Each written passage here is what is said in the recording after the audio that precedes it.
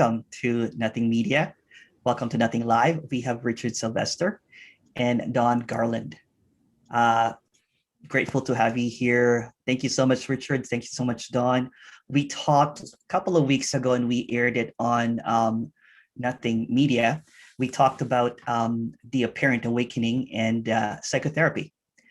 Dawn is a psychotherapy. So if you would like to make an introduction, Richard and Dawn. Okay.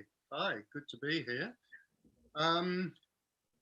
Yeah, I'll just say a very little bit perhaps about non-duality to start with. As far as this is concerned, I would say, the absolute heart of non-duality, the absolute heart of what we're talking about is very simple. There is no self. And it's out of that everything else that's talked about around this arises. So this phrase that's sometimes used, I've used it, seeing non-duality, in a sense it means it's referring to the possibility of the self dropping away, the sense of a separate self dropping away. So we could say that the normal state of being for a person, what we could refer to as duality, is the sense that I am somehow separate from everything else. So there's me, and then the everything else is the world through which I move, the world of objects, of events, and other people. So that's separation. So the suggestion from here is very simple, that it's possible that that sense can drop away or can be seen through, so that it's seen then that all that is happening is simply everything that's happening and nothing at all. So there's nothing and there's everything, but there really is no self. And I think it's just one other thing that I'll add at this point to try and keep this fairly short is a quote. I wish I could remember where this quote is from, because I think it's so lovely, but I can't. I've tried to source it and I can't. And I just read somewhere in an introduction to an article or a book about this, the sentence, there's something of the wind of freedom blowing through Advaita. And there's something really, really core about this, that if seeing this means anything, it's freedom. And if Advaita means anything, in a way, it's freedom. Yeah, I'm going to leave it at that for now. That's enough for a brief introduction. So yeah, what can I add? Awakening often takes place in two events, and the first awakening itself can be just something very, very simple. So it's not actually anything to speak about. It's just identification falls away from thought, and the sense of self completely drops away. And that can actually be experienced as well. I mean, the experience of utter lightness, of almost like right now, for instance, I'm aware of my foot on the sofa and my back on the chair, but there's no sense of any physicality, and there's just basically what is arising, and the reality, the energy that was so caught up in the mind-based entity just finds rest in what's happening. So you are just where you are, and that's beautiful, and that's total relaxation, but not in the sense of a diminution of energy. In fact, it's in a heightened energy. So it's almost like a drug state in a sense. It's just womb-like. It's just everything is in this moment. Everything. It's a total stillness. It's and yeah, when love is seen, that's when the separation, it just totally ends. And it's not that one becomes anything at all. It's just that there is no boundary line between this appearance and the rest of it. So that every time you meet someone, you meet them in total. It's a total meeting, and that's beautiful. So yeah. Beautifully said, beautiful introduction. We have questions already that's coming up on YouTube. I'll read a question first, and then I have Elangho that has a question. The first question is from Benjamin. Hello, question for Richard and Dawn. Once they finish their intro, is there still a sense of location in the body? Does that remain? Okay, there's absolutely no sense of location whatsoever anywhere. That is mysterious. It's just it doesn't make any sense to talk about that, but it is just totally gone, and there's no me to replace that. And yet this matters. So yeah, that's the way I would put it. Yeah, it never returned. Yeah. So what I add to that, you see, is so this is, infinitely variable, because what's happened here, and the way I usually describe this is that this is very difficult to put into words, is that there's a contraction that's lost, and for me, there was a complete loss of also that sense of localization and contraction for a while, and then to some extent there is a kind of a sense of localization again, but the contraction never came back. So how this actually manifests, let's say for the individual, the character, whatever you want to call we strange beings on the planet, it can manifest in various different ways. Yeah. And when I talk about this sense of contraction, it's like, until it's been lost, it's absolutely impossible to know what it is that's being talked about. And yet, whenever I talk about it, and, the person I'm talking about it to has known that, then it's instantly recognized. It can't be recognized until it's recognized. Thank you so much. Go ahead, Elangho, and unmute yourself. And we have several questions actually on YouTube as well. Thank you, Emerson. The question is primarily to Richard and then next to Dawn. My name is Elangho. I am from India. I am a seeker for the last 30 years. My question is, how would you define enlightenment? And what is your method for me to get enlightened?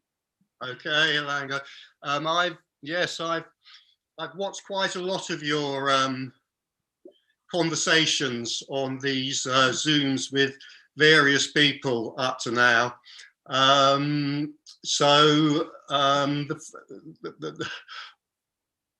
The first thing I'd say is, I don't talk about enlightenment. And the second thing I'd say is I have already forgotten what the second part of the question was. So could you put it again? How do I get enlightened? How do I get enlightened? I have absolutely no idea, Elangho. I know that you've been seeking for, I think it's more than 20 years. I've heard you say that many times. I have nothing to add to the numerous other Zoom speakers on non-duality that you've asked that question to. I mean, as far as I'm concerned, it's not an appropriate question to ask me. I don't have any idea at all, but I do know that you've been seeking for a long time, and there might be a clue in that. I have no idea. And I think, did you also ask me what my method was? The first one is, what is the definition of enlightenment? No idea. Second one? Method to get enlightened. Method, yeah, absolutely not. No, I heard you ask the same question of Jim Newman. After you'd listened to Jim Newman talking for about an hour, you asked him what his method was, which I have to say I thought was kind of, a stunning misunderstanding of what Jim Newman said to you. And I don't know if you can remember what Jim Newman replied to you, but I remembered. Couldn't better his reply, and I don't know if you remember what Robert Saltzman also replied to you, but I couldn't. If you do, I could not better their reply. I have nothing to say about method. I have nothing to say about enlightenment. Were you enlightened in your life? Absolutely not. It's no, absolutely not. It's a kind of ridiculous question. I don't know if you've read anything I've written or have listen to anything that I said before, but if you had, it's a kind of ridiculous question, just as it was a kind of ridiculous question to Jim Newman. And Jim Newman's reply to you was, "You're not listening." And I can't better that. But why would you say that, Richard, that this question is ridiculous? Because spirituality is a I'm not saying real it's thing. Ridiculous. I'm saying it's ridiculous to ask me this question if you've read anything I've written or listened to anything I've said before. You may not have done that. I'm not saying the question is ridiculous in itself. Absolutely not. I'm saying that I'm not an appropriate person to ask this question to. Robert Zaltzman is not an appropriate person. Jim Newman is not an appropriate person. I think I've heard you ask that question to other non-duality speakers, and I'm kind of a bit baffled why you're still asking non-duality speakers that question, because it probably may, in a way, it perhaps should be obvious by now. You're not going to get an answer. I was going to say you're not going to get the answer you want, but really you're not going to get any answer. I'll just say it again to really, really reinforce this. I cannot better what Jim Newman and Robert Zaltzman said to you. Richard, thank you for that. I have been in spirituality for 30 years, and you have been also in spiritual life, and you are a speaker in non-duality. And I've heard your lectures, your talks on YouTube, and various forums. And you do say that something happened and the me in you collapsed and there was total freedom. That is what I mean by enlightenment, where the self understands that there is no self and the human being's life is in freedom. That is what is meant by the enlightenment as far as I was concerned, because I wanted to ask it from you. But since you say there is nothing called as enlightenment, but in your life story, you are a speaker of non-duality, and you have explained that so many times. You and all speakers, including Jim Newman and Robert Salzman, they use different words. For example, Emerson says there is not an event, an event which is not an event, which is an event. It's more of semantics, but definitely, like in human history, we have a before Christ and an after Christ, like a BC and a AD. Like that, in the life of a spiritual person, something happens and an event happens where they turn into a speaker of non-duality from a seeker of non-duality. I'm just going to interrupt. We're going too fast here. We're going through too many things. So firstly, I just want to make a comment about language. And all I want to say about that is, let's not get bogged down in language. It is so arid. It is so arid, and I've heard, for example, and again, you've been involved in this, whether we call, a speaker of non-duality a person or not, or whether they refer to themselves as something else like a character or a divine puppet or a psychophysical organism or a this or a that. It is so arid that let's please get away from that. I really don't care whether I refer to myself or anybody else refers to me as a person, a character. I just, it's a really arid path to go down. So let's leave that. And then you were coming on to a second, quite separate thing, it seemed to me. If language is not going to be the modem of communication between you and us, the seekers, well, That's not what I said. That is so obviously not what I said. Clearly, the only thing we've got to communicate in here is language. But you said language is arid. I'm going to say what Jim and Robert both said again. You're not listening to what's being said here. That is so much not what I said. No, but you said, Richard, Elango, can we go back to you? We'll go back to you, Elango. We have a whole bunch of questions here. Love you. Sure. We just have a question for Dawn here, but we'll get back to you. Raise your hand again. Sure. Thank you. Yeah. Thank you, Elango. There's a question here for Dawn. Does the Kundalini awakening lead to apparent me to collapse or add anything for this collapsing? Thanks. Want me to repeat that? So does it lead to awakening? I'll repeat. Sorry, go on. Does the Kundalini awakening always lead to the apparent me to collapse or add anything to this collapsing? No, in a word, no. it's often described like that in the Kundalini literature, as a path, which is entirely misleading, because actually there are more modern speakers in Kundalini who like Bonnie Greenwell, who can say that Kundalini can actually start after awakening as well. So it's not a path, but once the Kundalini starts, so there will be a process. So you'll either have energetic phenomena that's ongoing for the rest of your life, or you'll have inner light. So these, one or the other, will continue, and these at times will give rise to transpersonal experiences. But yeah, it's got nothing to do with waking up. That the actual awakening, that it's no guarantee of that. It's got nothing to do with that actually. But yeah, once it starts, it doesn't seem to stop. So no, but it's just put like that. I just have a follow-up question. Sorry, I have a whole bunch of questions here too, but there's a question here that relates to that one from Joey. What is Kundalini? So it's put as like an energy that resides in the base of the spine, and that once awakened, it rises up the spine, and it is supposed to have a trajectory that goes to the crown chakra and that opens to awakening, whatever. And it's often experienced like that, but sometimes experienced in many different ways. It is a mysterious energetic energy that can be so forceful. Like it is not some, it can be very subtle, but it can be incredibly aggressive. It tends to bring up unconscious content. So visions, if it gives rise to visions, there can be insights in a psychological level, whether they are, it could give insights into some aspects of non-duality, for instance. It can give rise to altered states of consciousness, all stuff like that, inner signs. But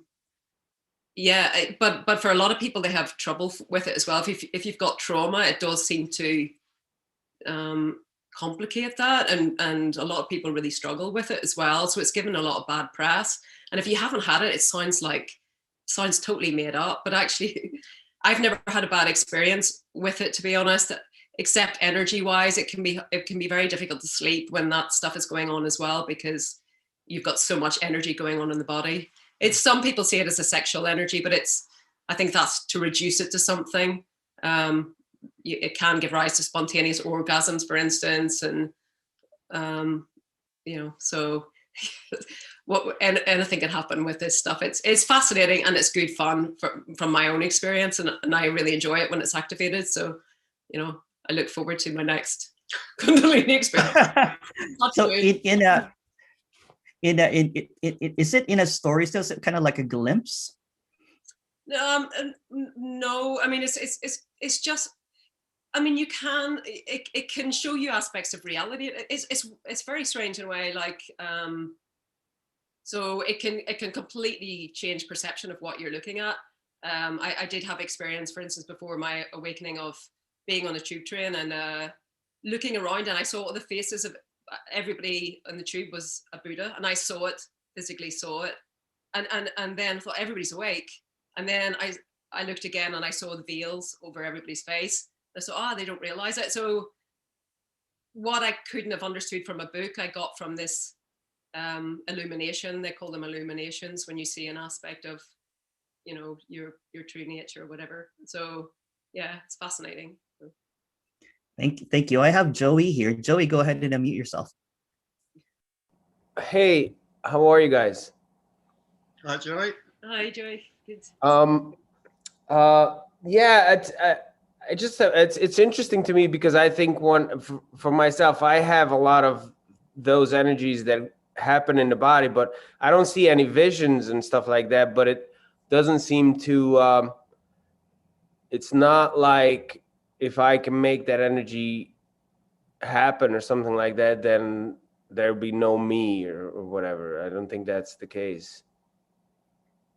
Because then I think, like, the way it started for me is when I started doing yoga, all of that stuff started happening. And then, I mean, some people say that you can raise it by meditation or prayer, which in my own experience, I don't see that as, for me, extreme stress or extreme relaxation can spark it off, seems to spark it off. So it's different for everybody. So, you know, but yeah, it's not, I don't think there's not a lot of empirical, well, there's some empirical research on this, but certainly it doesn't lead to awakening, that, you know, you can't. Yeah, okay. So it's still all really just story stuff. Yeah, it's story stuff, but it's very interesting story stuff. It's cool. It's good. Yeah. Okay. Well, for me, it's not necessarily any more interesting than anything else, really. Well, it can be a really fast track way to see psychological stuff that's going on in your life as well. Some of the visions can really, you know, hit. I don't have any of that. All right. Okay. Well, you might have. If it's there, you don't know what can arise. But yeah, it's supposed to be a clearing process. But you know, so. No, I've never. I mean, it's simply just energy. Feels like it's coming up the body, and that's about it. Yeah. I experienced it like that as well. Yeah. So. And then definitely has a sexual component to it for sure. Oh, really? With you? Yeah. Right. Okay. In what way can you say, or you don't want to go into that? Well, things get activated, I guess, if you. Right. Okay. Yeah. Okay. Yeah. Sure. Yeah, I've heard of that. Some people have a lot of problems with it in that respect. So, yeah. Can I make a comment on the Please, Richard. The possibility of methods when it comes to awakening and seeing non-duality? I mean, there are quite a lot of stories of pre-awakening in the non-dual sense, of very long periods or quite long periods of very deep depression, sometimes near suicidal depression. I mean, that just seems to be what happens in certain cases, but I would never offer that as a method. Yeah. You want awakening, well, become near suicidally depressed for a couple of years. That's just what seems to happen in the story of some characters, but I'm not touting it as a method, and I guess if I did, I probably wouldn't get rich on it. So it's the same thing as Kundalini, right? What is, sorry? Like some for some Kundalini happens, or whatever Kundalini is, and for some it doesn't. There's no prerequisites in that sense. But a lot of people seem to have this energetic phenomena around awakening time, so you can see it be activated maybe just for a few days, like or just prior to awakening. Like I think Adyashanti talked about feeling the energy just race up his spine just before his awakening, or maybe just, you know, for a couple of days. For me, it started the morning before my awakening. You know, I had Kundalini experience after experiencing. Yeah, so it's interesting. It's very common in that respect. And yeah. But, yeah. Can I also throw in, you know, there's absolutely no rules about this as with anything else. And, you know, it's a kind of familiar story in a way, that there can be Kundalini awakening and then non-dual seeing. Can also happen the other way around. There can be non-dual seeing, and then later on in the story of the one who is left, there can be Kundalini phenomena. So, you know, there's no rules. But one that it doesn't have to happen one or the other, or it can happen separately, and one happens and not the other, or the other way around. Yeah, or two different. In my own case, I had two different processes. I had an energetic one, and that was to awakening up, and then about 2.5 years ago, I had a light process. It began with inner light, outer light. So in the darkness, everything's illuminated, and stuff started to happen. Different experiences from that, and it which revealed a lot of my own repressed contents, my own psychology. So yeah, anything can happen with it. It's quite exciting. Like I say, so good stuff.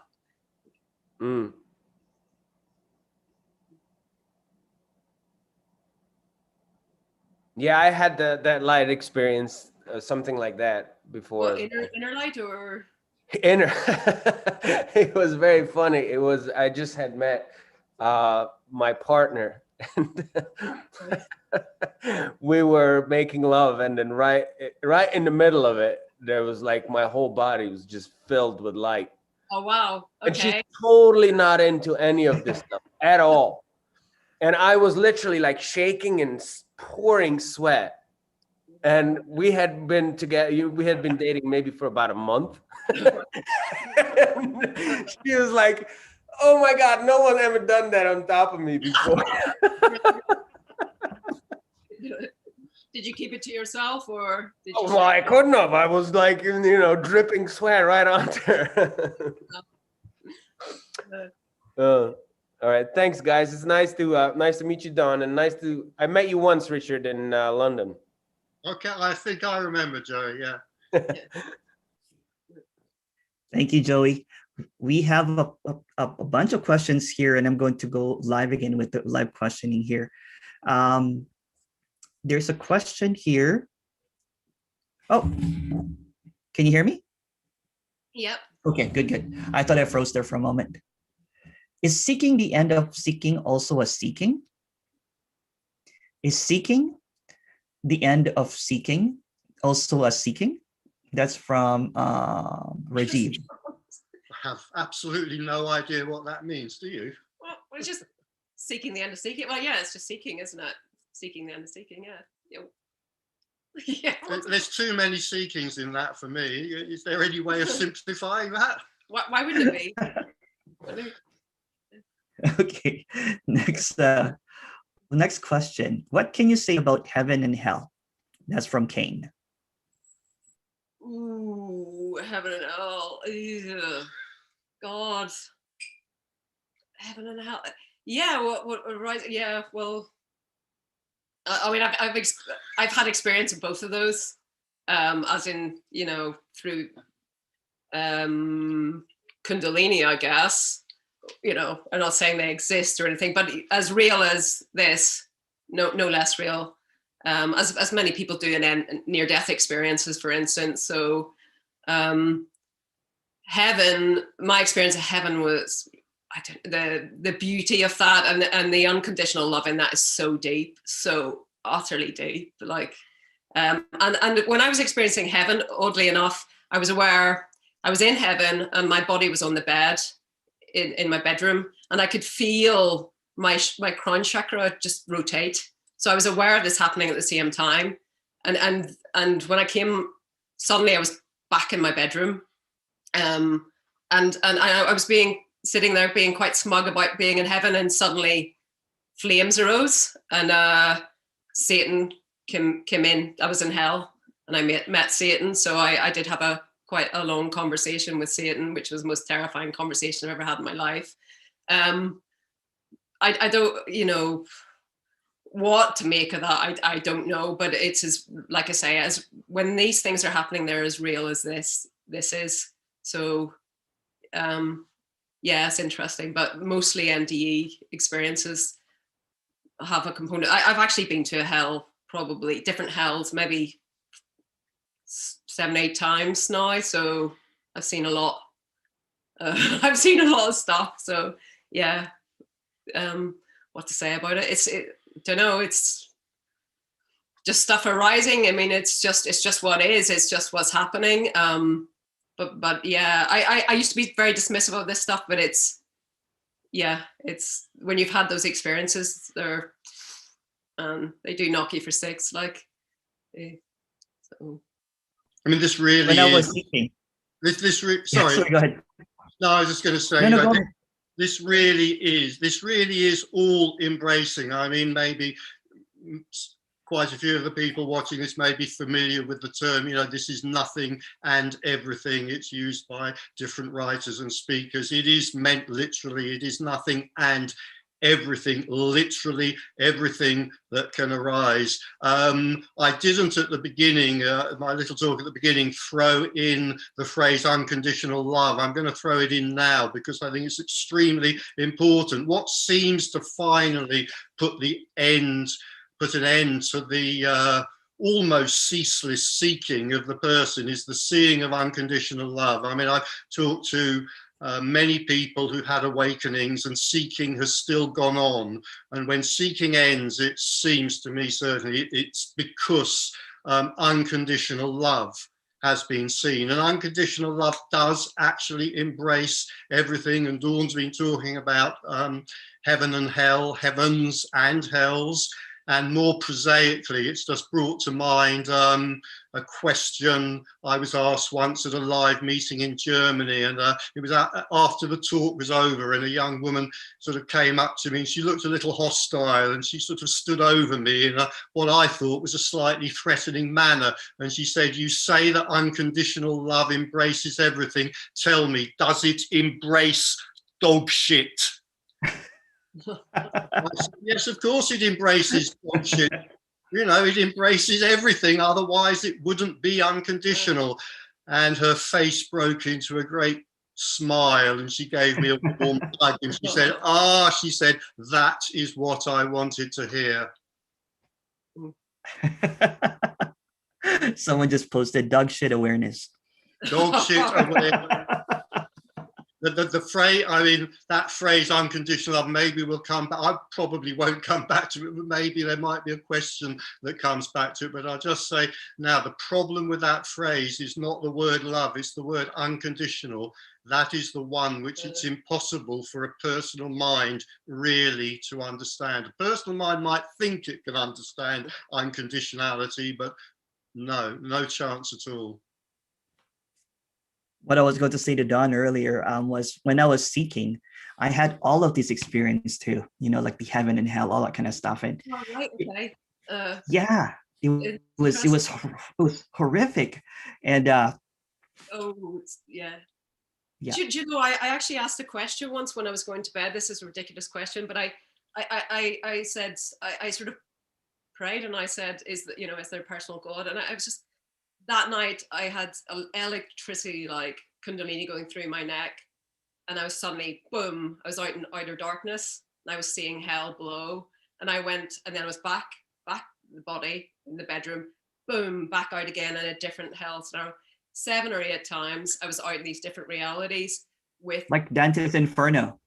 Yeah, all these different, well, and heavens, and in between, sort of meeting angels, all these, different reality. It's fascinating, really.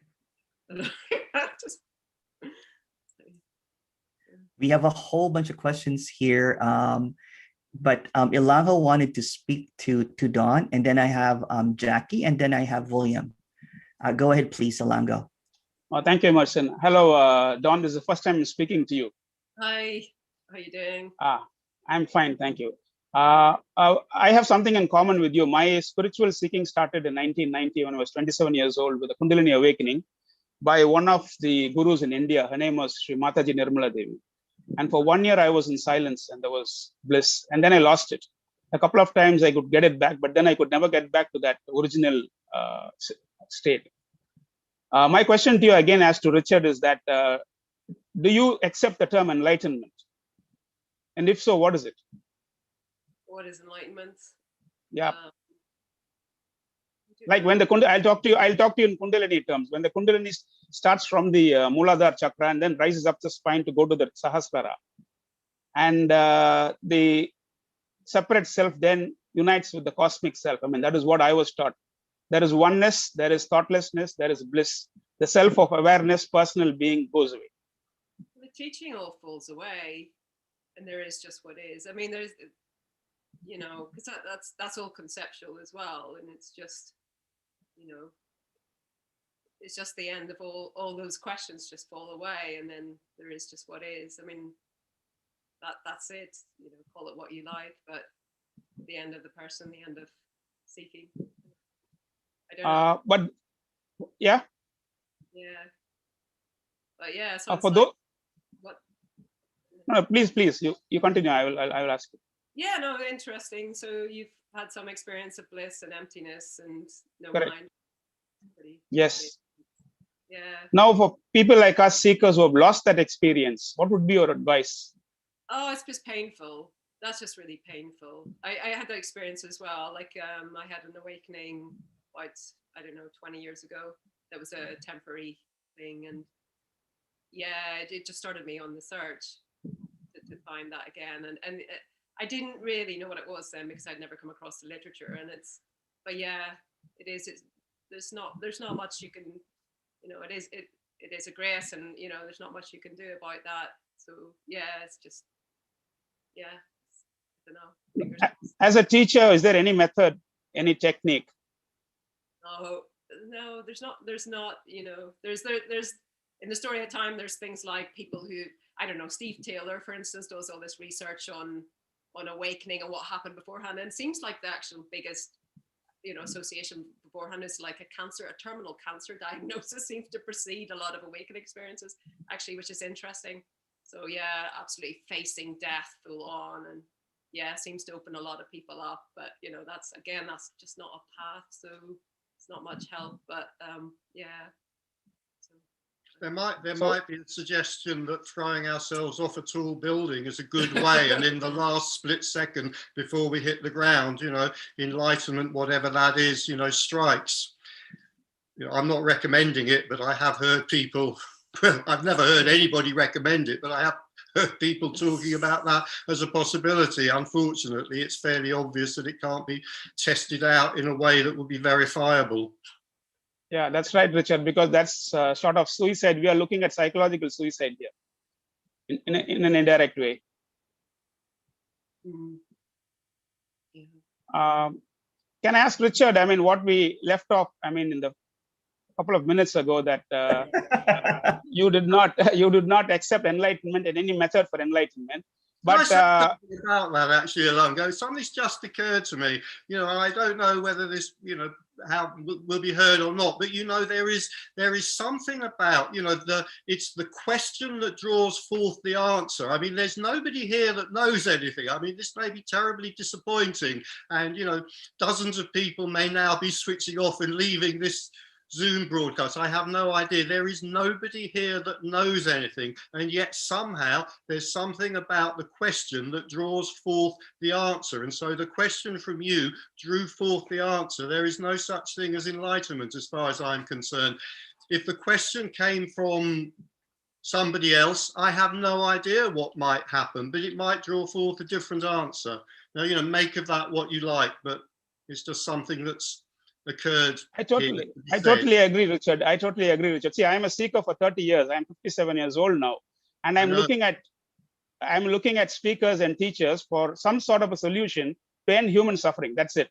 So whatever you say, I am accepting it. I'm not denying it. I'm just accepting that. But after all this time, I wonder whether, maybe take a rest from seeking. Maybe seeking hasn't done it. Maybe taking a rest might do it. I'm not saying it will. You've asked about methods. You've asked other people who do these non-duality Zoom meetings about method. I know I've heard you do that. You asked me about method earlier. I could suggest a method for the next, I don't know, how long have we got? For the next hour and 20 minutes is just relax. Forget the questions. Just forget the questions. Just let them drop and just relax. I'm not saying that will, produce anything or get you anywhere. I have no idea, but it would at least be relaxing.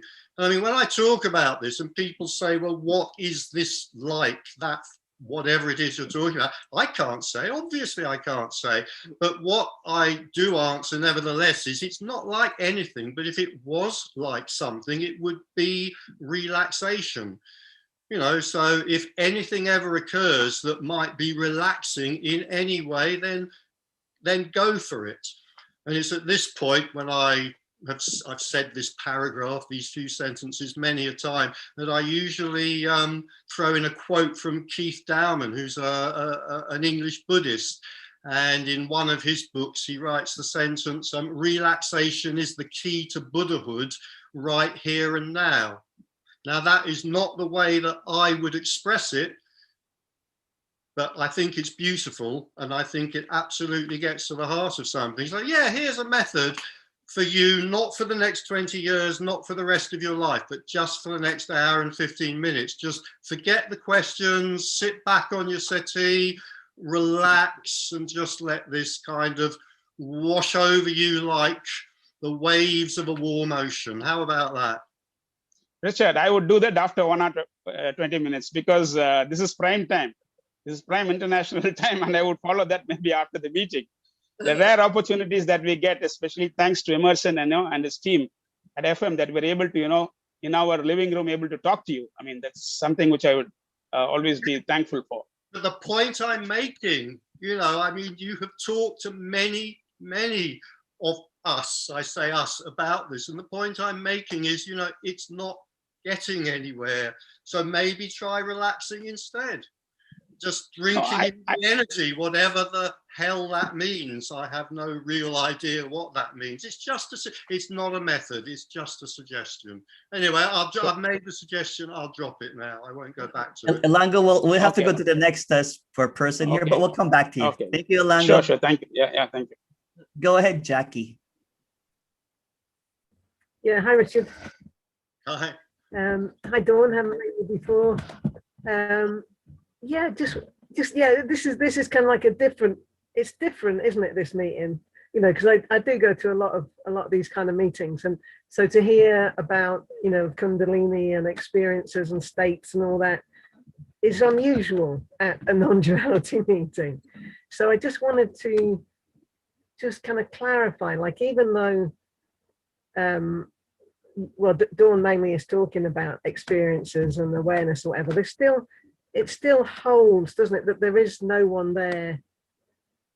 I mean, I don't know, like, I know you, Richard, like, because I've met you with Tony, and Right. and there's no one there. And is that the same with Dawn? Is there no one there with Dawn, even though you're talking about experiences and states? Yeah, there's no one there. There's no location, nothing. Just what's happening, just this character, no identification with it whatsoever. So yeah. So when you talk about experiences, I don't quite understand what an experience is if there's no experiencer there. So there's a rising right now, a living room, So instead of a living room arising with, plants, curtains, etc., there's hell, flames, whatever, it's just another, it's another arising. It's no different. It's just another, it's just what's happening. Okay. It sounds more dramatic, but Okay. So yeah. It's happening. So, and when you call it an experience, that's not, yeah. No, I just wanted to No, try. but like when you use the word experience, that's not. Yeah, go on. There's a delay. Sorry, my internet. Yeah, I don't know if you're so free. I keep interrupting you. I Richard, you go. I'll just throw in, and I'll keep going this time. What we just covered there is an absolute key to this. There is experience, which could be anything. It could be drinking a cup of tea. It could be meeting Satan. There is experience. There is no experiencer. That is the absolute heart of what we're talking about. In Buddhism, the Buddha is supposed to have said, actions there are, but no doer thereof. And that is the heart of this. Yeah. Okay. Yeah. I think it was just the word experience kind of was confusing me a bit, but I hear that's just like what other speakers might say, that's what was happening, like hell realms or whatever. That's what was happening. It's not implying an experiencer. Yeah. Okay. I just wanted to make sure I was on the same page. It's just language. It's just, I mean, one of the things that I try to remind myself and others of occasionally. I think it was Alan Watts who put it this way: we're trying to F the ineffable. We're trying to put into words that which it is absolutely impossible to put into words. And anybody and everybody talking about this, we are all trying to F the ineffable in different ways. So sometimes I feel like, well, we could have a bit of charity towards all of us, because we are all embarking on an impossible task. I mean, in a way, you could say we're all insane. We're all completely mad because we're all trying to do something which every one of us knows is impossible. To talk about the ineffable. What is the point of that? And yet here we are doing it. Yeah. And I think the humor, I really love the humor that you inject. I think that, that helps. Okay, thanks. Cheers. Thank you. Thanks. Thanks, Jackie. I'll get to you, William, but I just have so many questions here that I have to read. I hope that's okay. There's a couple of greetings here from David and Elaine. Just wanted to say hi. Good to see you. Hi. It'd be lovely to see you again in real life when this COVID nightmare is over. And this one is from Hazel. Hi, Richard. I understand you had a health problem last year. Hope you're recovered now. Hope to see you in London again soon. Pretty good. Thank you. And then Avolika Tishwara goes, fab, thanks. Rajiv goes, does this whole includes the experience that this is not whole? Yeah, I guess it does. Yeah, it does. Yeah. It's just another. Of course. Yeah. If I understand that question. Yeah, of course. In other words, the experience that this isn't it is also it. Yeah. Infuriatingly for the seeker. I mean, I used to hear teachers, speakers, and so forth say that to me when I was a seeker. Absolutely infuriating, but I'm afraid it is the case. Yeah, the experience, you could say the experience of incompleteness is also completeness. That is maddening, but it's the case. There's nothing that is not this. Thank you. Is it normal that this is from Rajiv again, these radical non-duality messages are completely confusing to the mind, while at the same time being totally clear? And why is it so? Why is it so? Well, sorry, they're totally confusing to the mind, was it? I'll repeat. Is it normal that these radical non-duality messages are completely confusing to the mind, while at the same time being totally clear? Why is it so? The first part is utterly normal, it being totally confusing to the mind. Yes, that's extremely common, if not universal. The second part, it becoming or being completely clear, I think that's a bit more selective. So for a lot of people listening to this, it just remains completely confusing. Yeah, you forget that. You forget that it's confusing to the mind, because after it's been seen, it's, you just say, there's nothing and everything, and as if that's obvious. But yes. When this has been seen, it's difficult to remember that mental confusion, I think. Yeah. But yeah, I mean, for my mind, not just confusing, but unbelievably frustrating. Unbelievably frustrating. I think, we talked about this a little bit, Emerson, in the interview we did.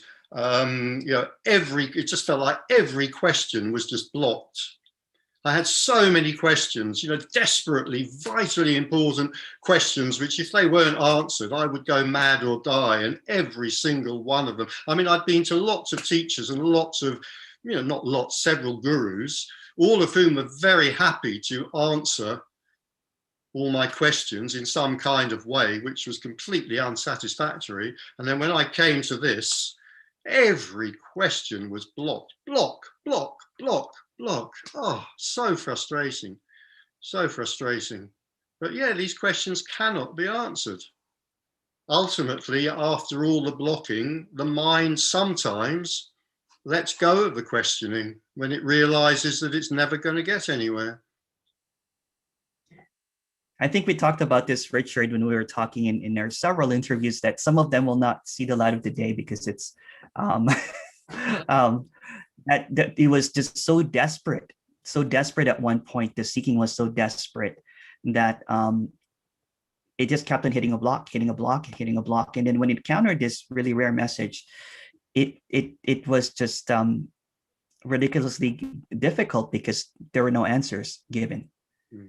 And I guess in that desperation and in that desperate seeking, it's almost kind of like ran its course. It got tired. It got annihilated. Mind eventually picks up, not because it's had its questions answered, because it gets that they won't be answered. And as to those tapes that you just mentioned, I thought they were our secret. I thought they were locked away somewhere, and no one was ever going to discover them. So it has a secret still. Oh yeah, sorry. Okay, go ahead, William, and unmute yourself. Hi, Emerson. Hi, Richard and Dawn. Hi. I've got this is resonating so strongly, and I love the interview you did with Emerson as well. I've got a question for Richard. I've only been listening to you for about just over a week, but I've heard from people that you were suffering very greatly before the self collapsed when you were going to see Tony. And the question is, does the suffering completely drop when the self collapses? Personal suffering does. By the way, I don't think I'd say that the description was I was suffering very deeply. When I listened to some of the suffering of other people, I think maybe I was suffering fairly mildly, but I had been seeking for a very long time, so there was a lot of frustration. And somehow going to see Tony, it was a kind of just a huge relief, even though I didn't understand anything that he was saying. There was just something about, you know, the acceptance of that energy and that atmosphere, which was a big relief. And now I've forgotten what the question was.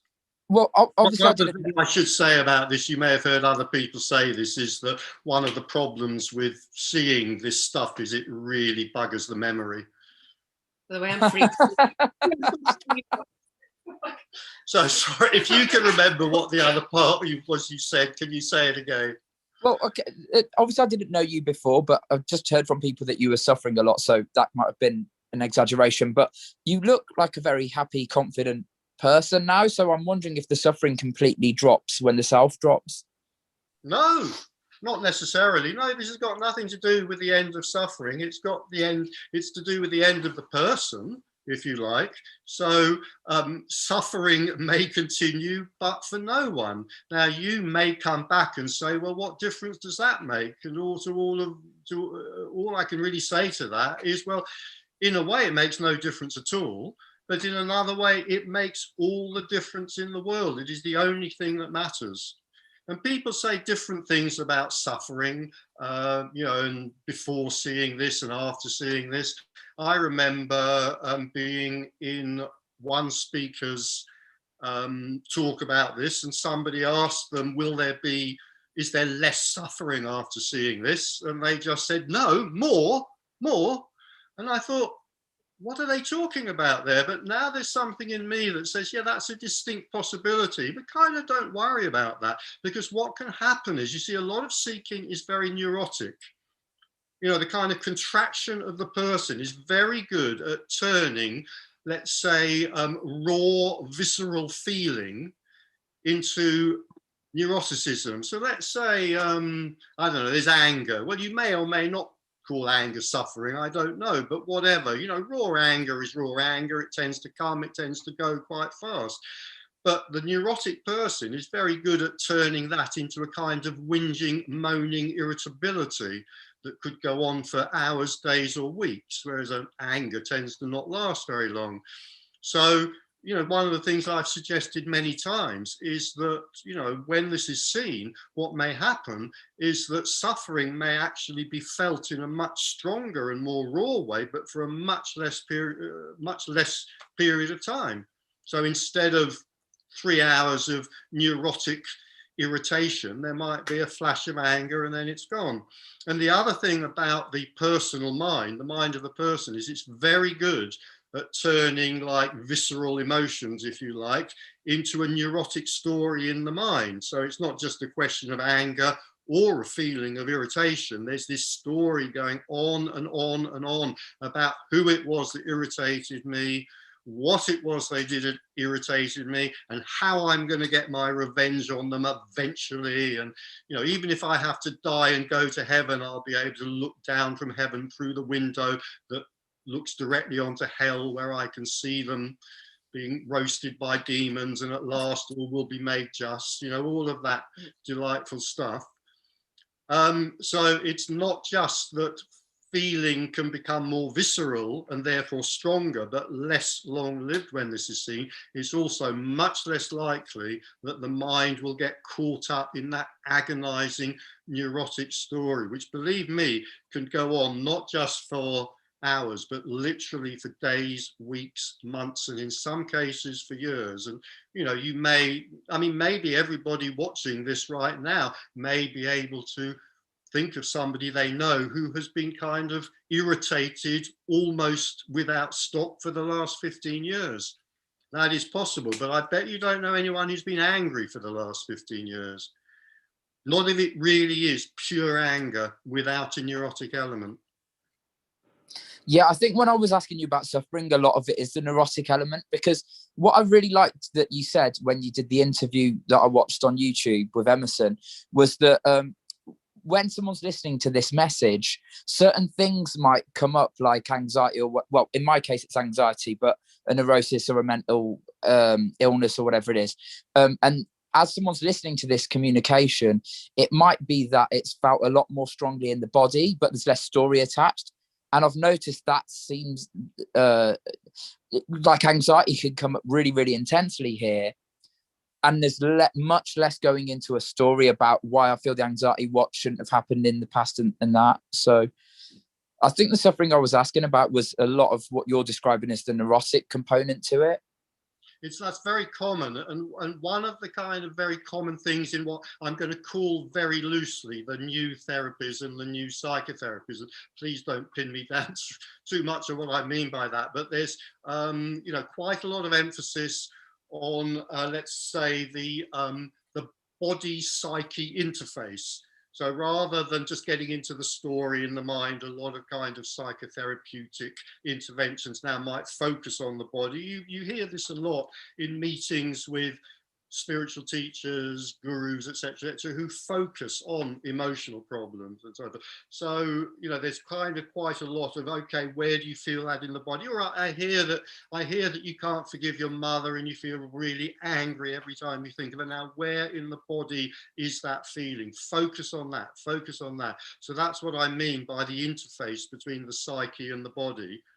So you have this focus on that in not all, but in some psychotherapies now, therapeutic interventions, which seem to be quite helpful for a lot of people. And what I'm saying about that is that there's something about the seeing of what we're talking about where that just happens naturally, where there's no longer the need necessarily to have a kind of psychotherapeutic intervention. It's just that when whatever it might be, anger with the mother or whatever it might be arises, it is simply experienced more on a visceral level. Well, what's the importance of that? Why does that matter? Well, it's not important and it doesn't matter, except the simple fact is that usually it then clears itself more quickly. It's just a kind of healthier way for it to be approached. One of the things that's been interesting for me over the last couple of weeks, the self hasn't dropped here, but when I have strong anxiety, and I mean, it's been since I was like young, so it's been going on for a long time. I've only just realized over the last couple of weeks how much of that is actually felt in the face. And I hadn't even sort of noticed that before, because when I get into anxiety, I'm numbing so quickly. So it is becoming more and more apparent where it's felt in the body. Yeah. So just go with that. Just go with the flow, as they say. Just go with that flow, and it happens naturally. Do you kind of want to come in on this? So, well, if you're getting big emotions and they're in the body, sometimes that can be trauma as well. So it's actually, I wouldn't forget, you know, to also get in touch with what you're feeling and why you're feeling what you're feeling, to get you know, to increase your emotional literacy. So, you know, it can be, you know, if you need to get to know what's going on and why it's getting on as well. It's not just a case of sitting with that. So to become more sophisticated with the story is important there too, to unlocking that. So I wouldn't just ignore the story around it either, because that you know, to integrate trauma, you need to know what's going on as well. So yeah. So you think a lot of the strong emotions, and in my case, it tends to be a lot of strong anxiety, comes from trauma? If it's above and beyond, I mean, you know yourself. If it's above and beyond any possible trigger, then it probably is trauma. It, you know, is that how it's been throughout your life, like from a young age, or? Yeah, so I can't remember exactly, but the strong anxiety might have started. Yeah, I mean, before I was in my teens, definitely. I can't remember how far back, but and what you said about no trigger, it comes up several times a day about any trigger where the anxiety is so overbearing, and in previous times in my life, I had different things that I was like self-medicating with, like alcohol, excessive use of that. I haven't drank for about almost 9 years now. But then there was a lot of smoking, cigarettes, and now it's food is the main thing. But what you said about no trigger, it will just come up throughout the day for no reason, but anxiety is just overbearing and I can't cope with it. That's CPTSD, so that's complex childhood trauma, basically. So, and it you know, and that's sometimes, I mean, talking about it's not going to necessarily alleviate it. Actually, to really integrate that, you're talking about things like meditation might be even difficult for you, and if it is, there are things like Tai Chi, yoga is good for trauma, and also singing is another thing that's good for trauma because it engages the social emotional brains. It's so funny you're saying that, because I've been on Zooms interacting with people communicating this message for just less than a year, and as the neurosis seems to be getting lighter, I'm naturally just singing in the house for no reason. That's mad. It's only been over the last couple of months. It's like I'll just be washing the dishes or having a shave or whatever it is, and I'm just naturally singing for no reason. As you come out of bed as well, you know, if you're doing that, there's a bit of space there, so that sounds quite healthy. Yeah, I also wanted to ask you something, Dawn. So I've grown up with like cluster C personality disorder. Which type? So it's like dependence, avoidance, and obsessive. Right. And I've had glimpses of what the know me thing for about 12 years now, and it's been, I don't know, maybe a lot of glimpses, like over 10 glimpses of this that maybe lasted each several hours. I can't remember exactly what went on in the glimpses because obviously I wasn't there. Right. But it seemed to me like that whole cluster C thing wasn't there, because there was no anxiety or avoidance of other people. There was just complete freedom of expression socially, no concern. And do you think it's possible then, if the self collapses here, that it's possible that whole personality disorder could collapse with it? I don't know. It's a funny thing. I mean, if that's happening in the awakenings, then I don't see why not. I mean, so cluster B seems to be much more difficult to remove with awakening. It seems to survive that, but I don't know. Like, it's a funny thing because, like, you know, like near-death experiences, that sometimes they seem to be able to extract all the cluster B, cluster C stuff. So, but if that's what you're experiencing, those glimpses, then maybe, you know, it will just go. That which would be fantastic. But I don't have experiences of that. I just know more about the cluster B. So yeah. It's so nice to talk to you both. I can't thank you enough. Thanks.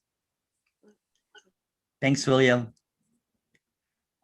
We have a whole bunch of questions here from YouTube. There's a question here from Earl. Does the attempt to integrate a character's past beliefs into the shared non-dual message impede the illusory sense of self from dropping away? Well, I'll have a go at that. No. There you go. Because nothing, I mean, on a really fundamental level, you could say nothing can help and nothing can hinder. So insofar as I understand the question, that is something that the illusory person thinks that they are doing. So I would say relax about that, if there was anyone to relax. Yeah, I mean, it depends how much you invest the belief as well, because in a sense, there's an energy to that. So it's good to be aware of that too, but there's nothing you can do about it. But yeah, there ultimately, there's nothing can stop this from happening if it happens. So yeah.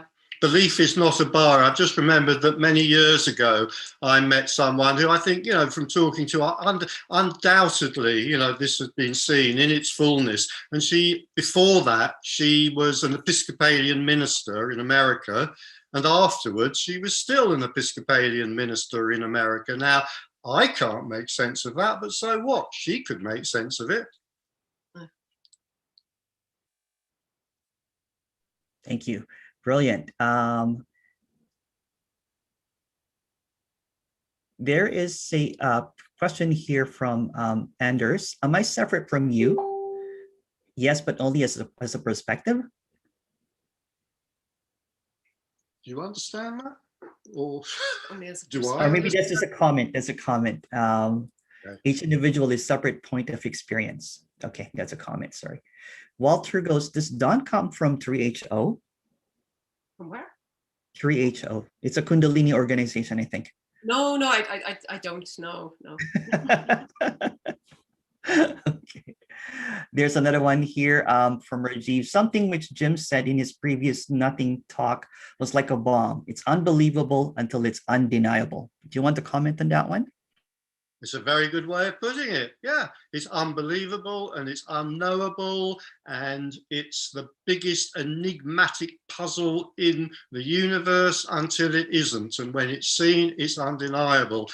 You know, and something here about, you know, that it doesn't matter how many times the person, the mind, whatever hears, you know, that there's no way of getting this through the mind. There's no way of working towards this. There's no way of understanding this from the perspective of the separated person. That absolutely can't be got. That absolutely cannot be got. And then when just a split second of the person dropping away, it could just literally be a split second awakening, and then it's bang, it's, oh, that's what it was all the time. That's what it was. And the absolute realization then of how and why this separated person could never have seen that. And I think I have a memory that I think we've talked about this, Emerson, a little bit in one of our conversations. It's like, it's staggeringly simple. It is staggeringly simple. And yet the impossibility of seeing that from the position of the one who is searching. And then the mind might hear that and go, oh, okay, well, that's simple. I'll just stop searching. Well, good luck with that, because you can't. Because searching is an energy. Searching is not an activity. It may involve all sorts of activities, but searching is not an activity, it's an energy. And when that energy drops, it drops, but we cannot drop it. We cannot let it go. We can pretend to. I go, oh, I'm going to sit here cross-legged and I'm going to be passive. I'm going to follow. I'll tell you what, that chap Richard, he's got some good ideas. I'll follow his advice that he gave Ilango. He said to Ilango, just drop the mind, stop the question, just relax. I'll do that. It's not a method.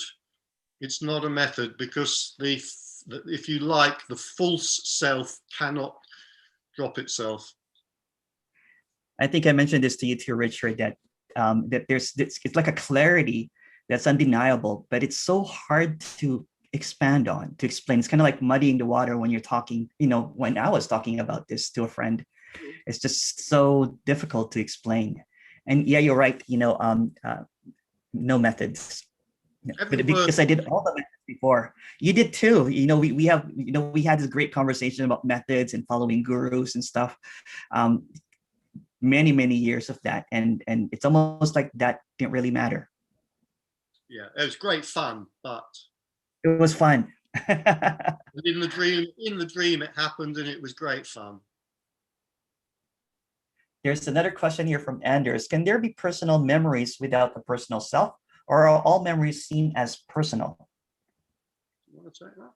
Well, well, memories, I mean, they're personal. I mean, they're experience of memories, or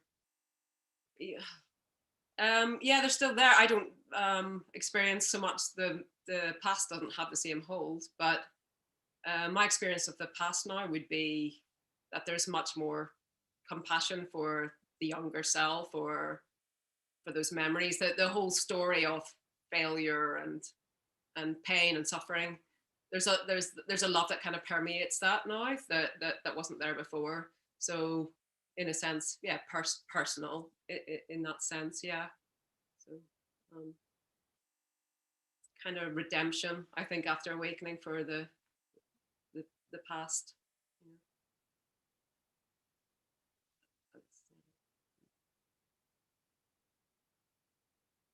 Thank you. There's I think that's a wonderful way of putting it. I've never heard anybody, I don't think, use that phrase before, but it immediately sort of struck home with me. Yeah, it's kind of like a redemption. Yeah, there's something drains out of the past, which it's very good to have it drain out. So yeah, it's a kind of redemption. Yeah. Thank you. I had Heidi, her raised hand, and then Elango again. Heidi, go ahead and unmute yourself. I actually wrote my question in the comments. We can't see you, Heidi. Oh. Hi. I wrote my question in the comments. If you don't mind just reading it in the comment, that would be better for me right now.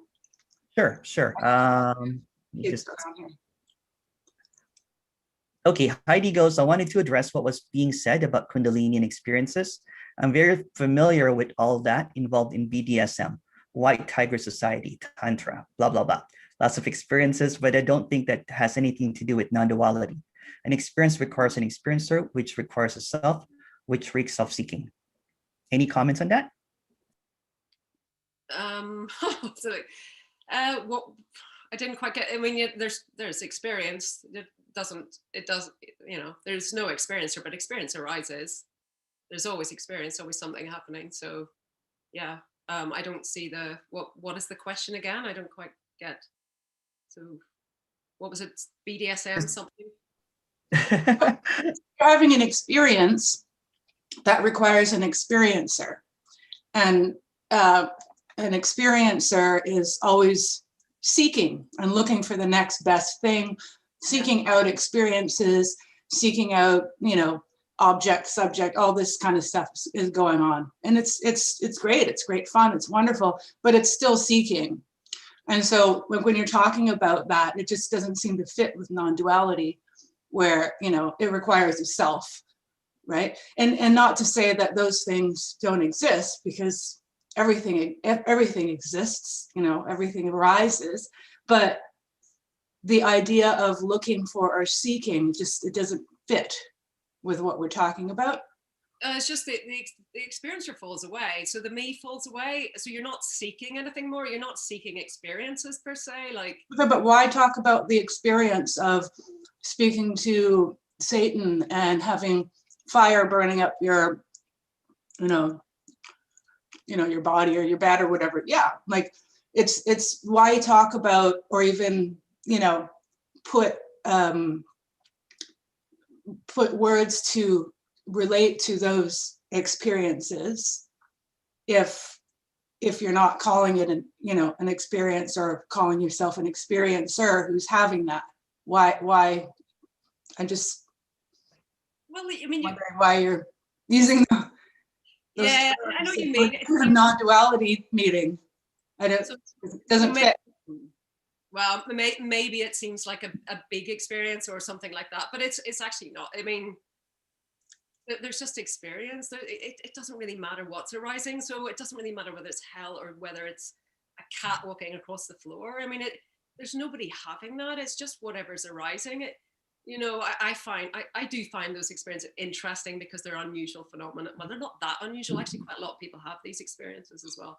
But it's got nothing. Yes, you're right. It's got nothing to do with the seeing of non-duality, which is just the dropping away of the me and the seeing of emptiness and fullness. Yeah, and there's not actually a contradiction. It can sound like that if it sounds like I'm giving importance to that, but really I'm not. I'm not saying that that's real or that's any different than this. It isn't. It's the same thing, and it's not happening to me. It's just that appearing. So Okay. Thank you, Heidi. Thank you. There's a question here. Also, me and no me are just beliefs. What would a me even be? The way that I would talk about it, they are absolutely not just beliefs. To the me, I mean, the me is illusory, the me is non-existent. We could say the me is simply a contracted energy. Here we go, trying to F the ineffable again. It doesn't matter how we describe it, but it ain't a belief. I mean, obviously there could be all sorts of beliefs about me's, but no, it's that sense of separation, that sense of contraction, it's very real until it isn't. it's just the ego essentially, but identification falls away from that, and you know, there's still an ego, there's still likes, dislikes, and desires, and all that, all the rest of it. So yeah, there's no comparison whatsoever between there being a me, contracted energy, and not a me, energy which is no longer contracted. There's no connection whatsoever between there being a belief, there's a me, and a belief, there isn't a me. They're not in the same universe. Thank you. We have a question from Elango, and then we have Michael here as well. Go ahead, Elango. Elango's back. Oh, thank Elango, you. there you are. Emerson for the third time. Yeah. Back to Richard. Hello, Elango. Back to Richard. Yeah. He did not.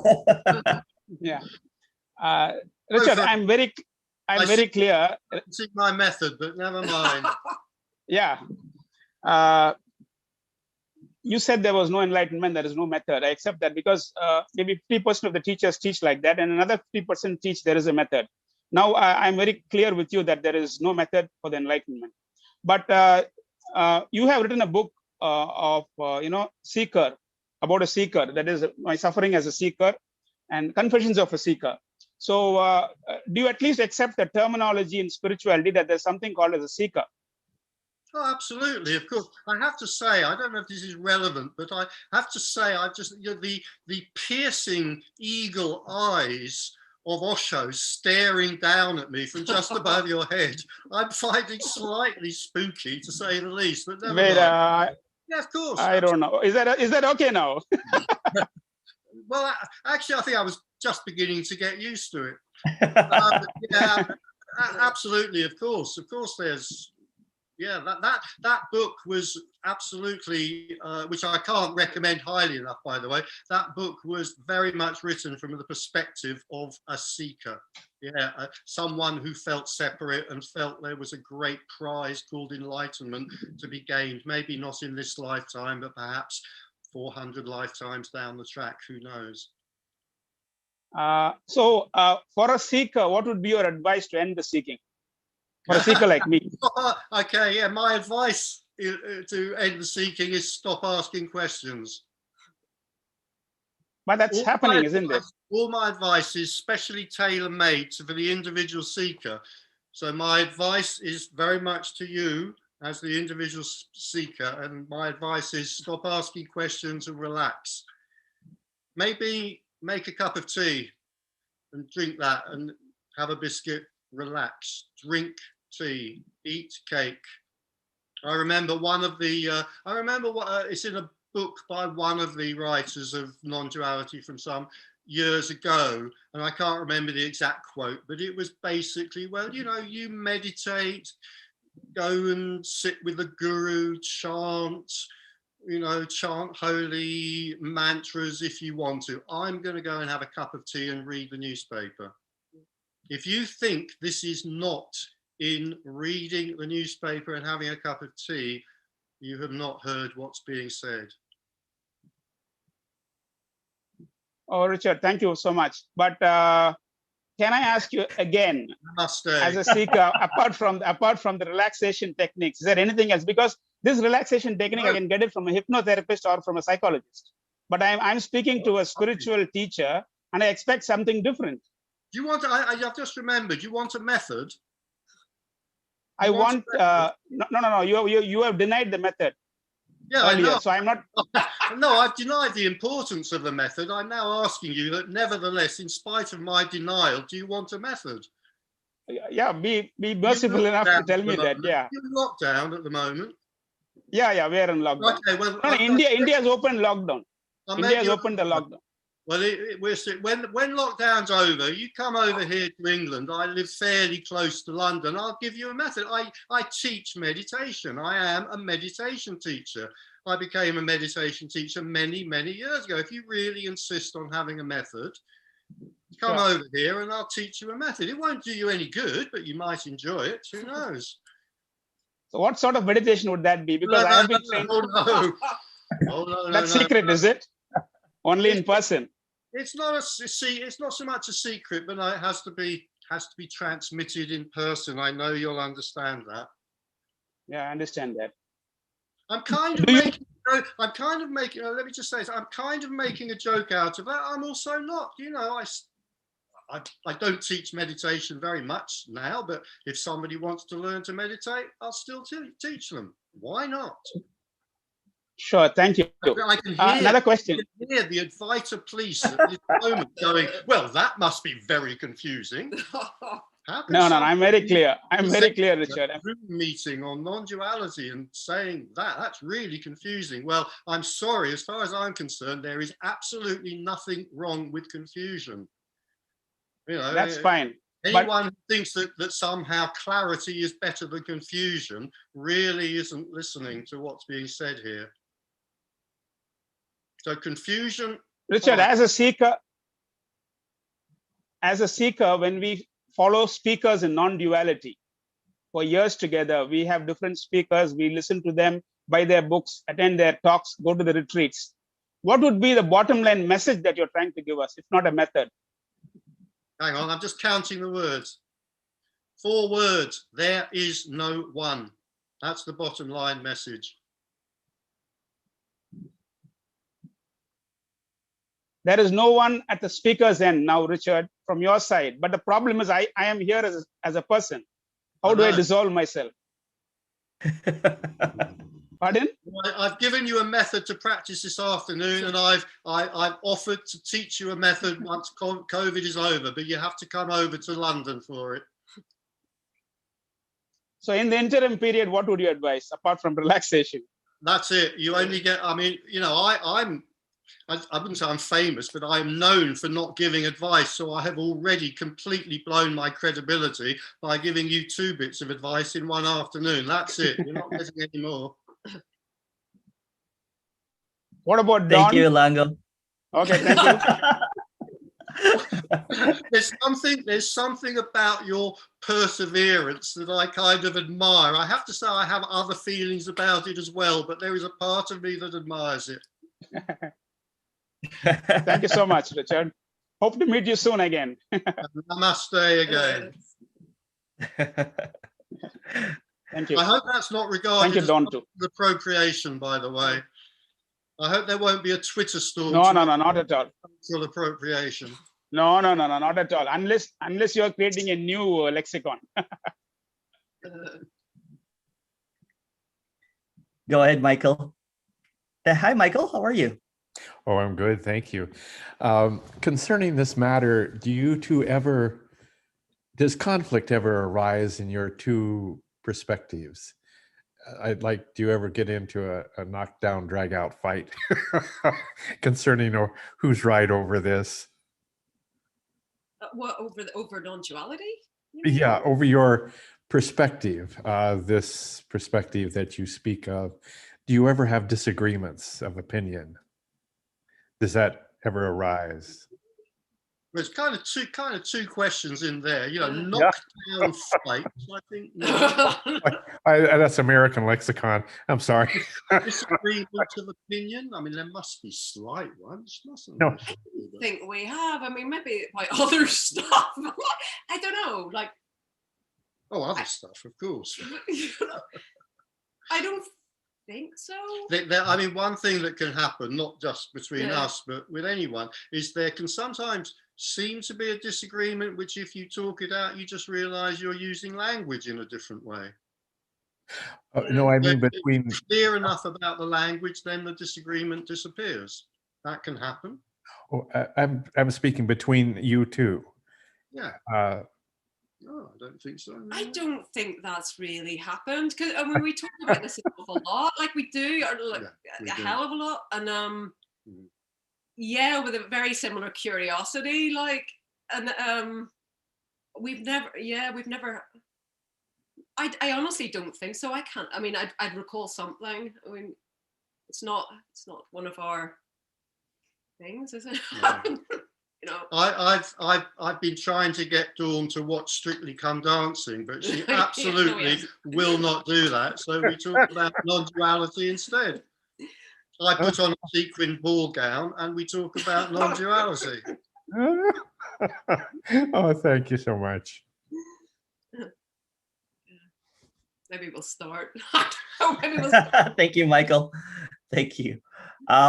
Sheil goes enlightenment, unconditional love, Kundalini, awakening, everything and nothing.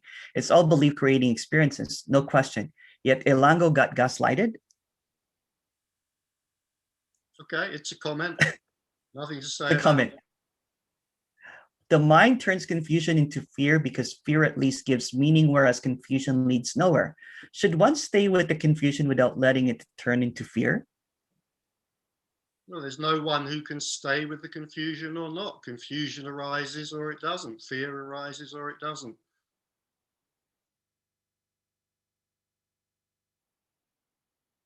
I'm on what? How did you land to get gaslighted? Oh, yeah, let's go back to getting gaslighted. Yeah, I can't. I'm just reading it. Sheil, if you want to come on Zoom, there's a link if you want to expand on that. If not, we only have about 3 minutes left. It's 90 minutes, unless you want to keep on going. I think gaslighting is covert. I think what Richard was saying was openly confusing, and admittedly so. So I don't think it was gaslighting. All I can say is if that was gaslighting, then I don't mind being gaslit. All right. I think, well, this has been such an awesome 90 minutes with you. Thank you so much, Dawn. Thank you so much, Richard. Richard has a couple of my favorite non-duality books, and one of the funniest book I read is The Confessions of a Seeker. And I Hope You Die Soon, which was one of those books that I picked up when I was seeking, kind of like with the death wish. And Dawn is doing some one-on-ones right now. If you want to talk about more about that, Dawn. Yeah, not too many. I have no agenda with that. It's just, yeah, if you want to have a chat, integration or seeking or whatever. I mean, some has just been like a chat as well. So yeah, it's been fun. So. And Richard, when are you going to have your next Zoom meeting? People are asking. That at the moment we don't know, but maybe hopefully soon. Yeah, very soon, hopefully. Yeah. And well, thank you so much again. And if you guys want to visit Richard's website, it has information about Dawn there as well. It's richardsylvester.com. Thank you. Thank you, everyone. You can unmute yourself and say bye. Goodbye. Thanks for that. It was great. Thanks. Thank you. Goodbye. Bye. Thank you so much. Bye. Thank you, Emerson. That was. Cheers. Thank you, everyone. Thank you. Bye.